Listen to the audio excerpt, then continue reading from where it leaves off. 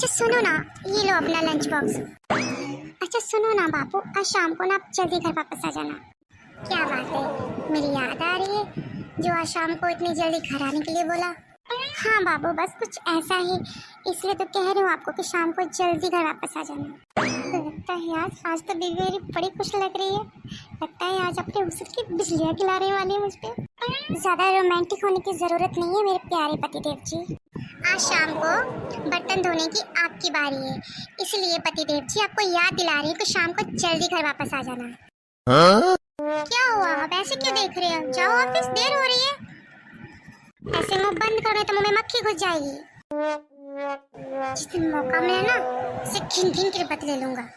अब आप सब लोग ऐसे क्या देख रहे हैं? अरे भाई, मैं भी पति हूँ, मुझे भी तो बीवी के नखरे उठाने पड़ते हैं ना, जैसे कि आप लोग उठाते हो।